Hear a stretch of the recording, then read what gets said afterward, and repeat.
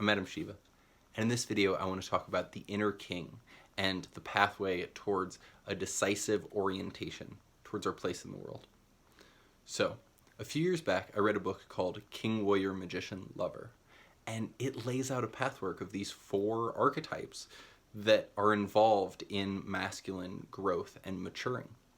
And when I read it, 3 of them felt like areas where I had already developed a lot of skills, where the last one, the inner king, felt like an area where I had a lot of challenge around.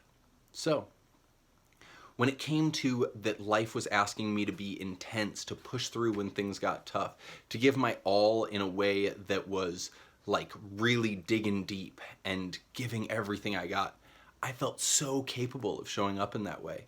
The inner warrior. When life was asking me to be sensitive and to modulate to what was happening around me and the feelings that I was facing inside myself and someone I was with, and to gracefully move with those. That inner lover. I felt like I had developed a lot of skills around that. And when life was asking me to be creative and cunning and use my ability to recognize patterns and my intellect to create a, original solution and way of dealing with what I was facing, I felt like I had such skill around that too. But when there was a question of how I was going to orient my time, which one of those archetypes was needed next, where I should really give myself and where I should back out and pass on certain opportunities, that was something that was so challenging to me. And that inner king was an area of core weakness in my life.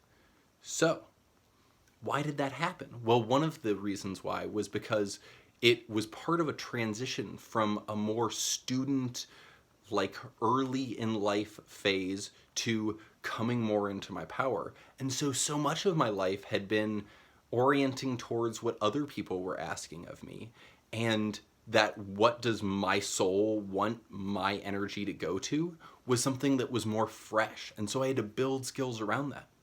Also, many of my relationships had a dynamic within them where she would have such a clarity and a potency in directing things that it would actually suck in a lot of my energy to serve her vision and her dreams. And as I was stepping out of that, one of the things that was really core to me was to have a way of making decisions that wasn't based on orienting towards someone else or what someone else would have wanted, would have approved of. So at first, I used a really unusual system that someone would say was chance or a kind of divination, and that system directed my life for almost 2 years. Something I'm going to talk about in a future video, my use of the die.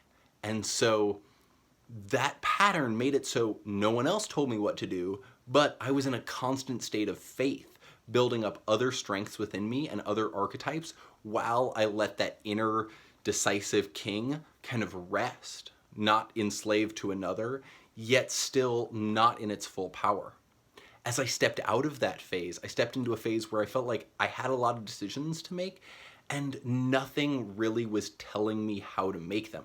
So, how I oriented was around being willing to make mistakes, and a lot of bravery was required from that, because as I would do things, so many of those things compared to when I was allowing another person to direct me or when I was allowing the die to direct me, compared to that, when I was making all my own choices, it felt like I would go the wrong way a lot of the time.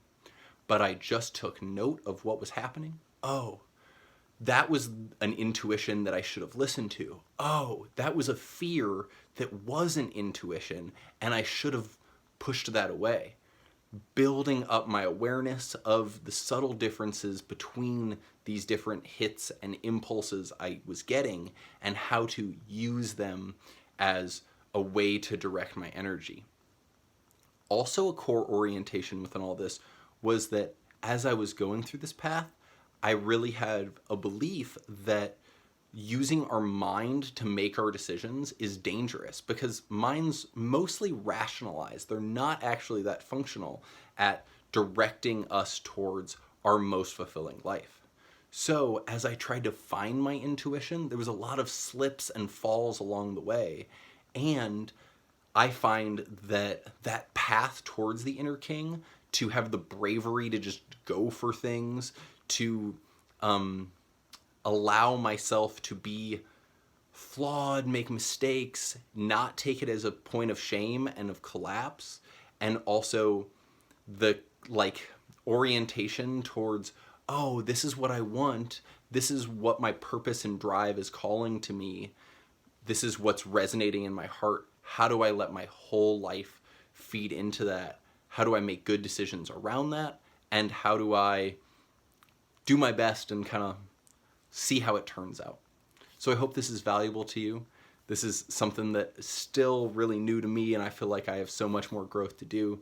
I'm curious how it applies to your own life and how it affects you. Thanks for watching me, and I'd love it if you subscribed and share this with a friend. Thanks so much. Have a good day.